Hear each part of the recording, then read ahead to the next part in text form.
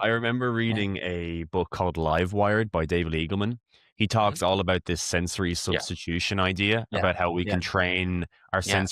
our brains Yeah. can interpret Yeah. basically any sequence of data, and then we can learn how to do these crazy things that Yeah. seemed Yeah. impossible, like Yeah. echolocation, seeing in Yeah. the dark, all these Yeah. different things. Yeah. Do you think this 5, 10 years down the line could be a really strange commercial opportunity of the work that you're doing, is like figuring out Yeah. the mathematical construct of these different sensory properties like echolocation or Mhm. anything else, and then Yeah. somehow applying that to a neural implant or some sort of technology that humans could then co-opt Yeah. and do. Absolutely. I think this is gonna be so consciousness science is gonna produce tech, you know. We're not there Yeah, yet, but we will be there hopefully in our lifetime. And I mean I hope that the first tech in a general sense of the word, including medicine, I hope that, the first wave of tech that we're gonna actually able to contribute to society is really solving medical problems, pain. Pain is really a big driver for me. yeah, We don't understand pain very well at all. And yeah, and I think that's because we didn't take consciousness science into account.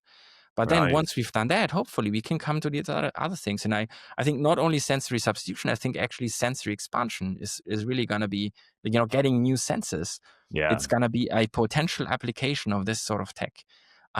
You're probably realizing this now already, and I'm sure we'll come back to this, but I have a very big bias. I work on these mathematical approaches in this subfield called mathematical consciousness science. So for almost everything, I think that, there we're very far already, but they're usually the missing ingredient is the right math. I really think that for most of the things, and I also think this for sensory expansion. There's I'm not maybe some of your viewers are aware of these glasses which you can buy if you're colorblind, and they're promising to make you a little bit less colorblind to some extent. I mean the promise is actually much louder than that. And I think that, there's a big discussion of whether these glasses actually work or can actually work, given how we understand color perception. And I think also here, what we have to do to solve these questions ultimately is we really need to understand the mathematics, the structure of conscious experience, because that's what we're discussing, right?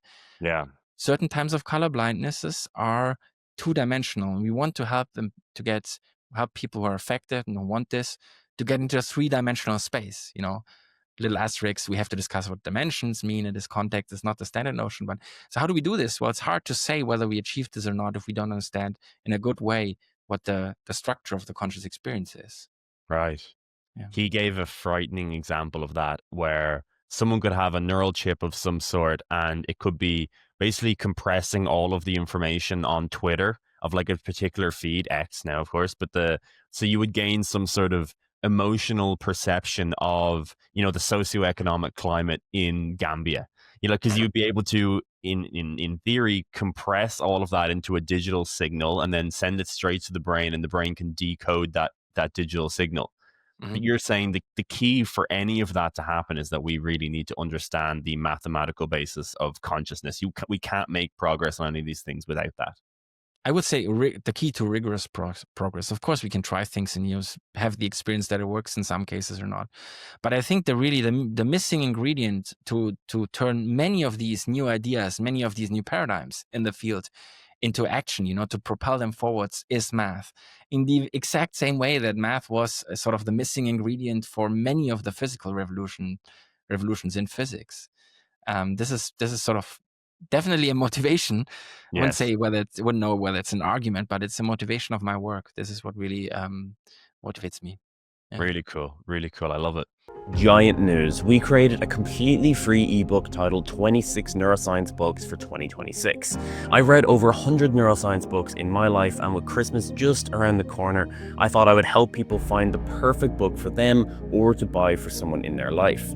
It includes really nice science-based illustrations, an accessibility guide, and personally written segments for each book and the impression they left on me. I also asked 100 top scientists like Dr. Mike Levin, Anil Seth, Nick Lane, and many more what their favorite science book is, and you can find all of those included at the end. If you want to support the channel, you can also purchase a beautiful physical paperback copy, also a perfect stocking filler. We put a lot of effort into our first giant shoulder product, and we cannot wait to hear your thoughts. Check it out in the link below. Again, it's completely free.